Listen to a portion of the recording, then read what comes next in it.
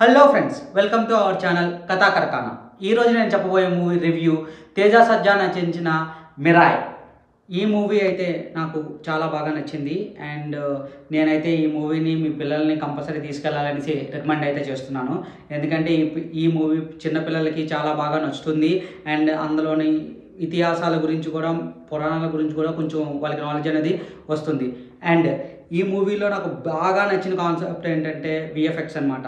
రీసెంట్గా మన Telugu film industry వాళ్ళు 300 కోట్లు, 400 కోట్లు, 500 కోట్లు అని చెప్పి విఎఫ్ఎక్స్ని అసలు చాలా బాగా తీయట్లేదండి.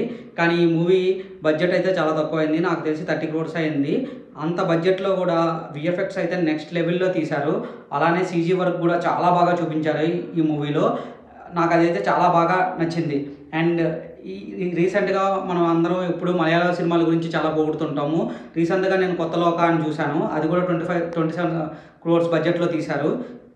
దాని విఎఫ్ఎక్స్ ఎంత బాగున్నాయో దానికన్నా మించి ఇందులో చాలా బాగున్నాయి. అలానే ఒక పక్షితో సీక్వెన్స్ ఉంటుందండి 15 minutes ఇంటర్వెల్ ముందు. ఆ సీక్వెన్స్ అయితే నెక్స్ట్ లెవెల్ అని చెప్పాలి. ఆ పక్షి కూడా చాలా బాగా ఉంది. ఆ విఎఫ్ఎక్స్ షార్ట్స్ నెక్స్ట్ లెవెల్ అని చెప్పాలి. అదైతే చిన్నపిల్లలకి చాలా బాగా నచ్చుతుంది. అండ్ ఈ మూవీ స్టోరీ మనకి ట్రైలర్లోనే ఎలానో చెప్పేశారు. అండ్ స్టోరీ ఏమిటంటే, అశోకుడు తనకున్న శక్తుల్ని ఒక 9 పుస్తకాల్లో భద్రపరుస్తాడు. ఆ శక్తులు వస్తే ఎవరి దగ్గర ఉంటే వాళ్ళు దేవుడైపోతారనమాట. సో అందుకు విలను ఆ 9 పుస్తకాలని తను దక్కించుకోవాలనేసి చూస్తుంటాడు. హీరో తనకు దక్కకుండా ఎలా ప్రయత్నించాడు అనేది సినిమా స్టోరీ అనమాట. ఈ స్టోరీ మనకి ట్రైలర్లో చెప్పేసినా సరే సినిమాలో మాత్రం చాలా బాగా ఎంగేజింగ్ చేశారండి.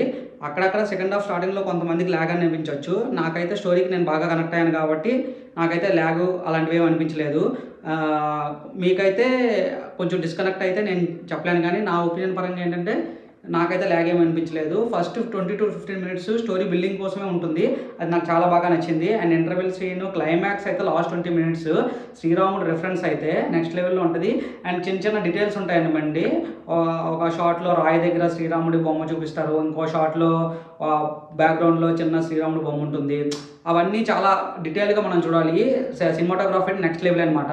ఇంకా యాక్టర్ పెర్ఫార్మెన్స్ విషయానికి వస్తే తేజ సజ్జా హనుమాన్ చేసిన తర్వాత ఆ లెవెల్ ఆఫ్ యాక్టింగ్ ఇస్తాడేమో అని నాకు డౌట్గా ఉండేది మూవీకి వెళ్ళే ముందు. బట్ మూవీలో మాత్రం ఎక్స్పెక్టేషన్ బాగా రీచ్ అయ్యాడు తేజ సజ్జా. అండ్ నెక్స్ట్ మంచు మనోజ్ అనమాట, కంబ్యాక్ ఫిల్మ్ అనే చెప్పాలి. తన మేనరిజమ్స్ మనము మామూలుగా తన మూవీస్లో లవర్ బాయ్గా ఇలా చూసాం, కానీ విలన్గా తన మేనరిజమ్స్ నెక్స్ట్ లెవెల్ అని చెప్పాలి. బ్లాక్ స్వాడ్ గెటప్లో చాలా బాగుంది. తన డైలాగ్స్ కూడా, పంచ్ డైలాగ్స్ కూడా చాలా బాగున్నాయి. తనది ఒక మంచి కంబ్యాక్ అనమాట. ఇంకా వీళ్ళిద్దరి తర్వాత క్యారెక్టర్ నాకు బాగా నచ్చింది. తేజ సజ్జా హీరో వాళ్ళ తల్లి శ్రేయ అనమాట. తనైతే మూవీలో మెయిన్ కోర్ అనమాట. స్టోరీలో తన యాక్టింగ్ చాలా బాగుంది. తనకు ఏజ్ తగ్గట్టు రోల్ తీసుకుంది.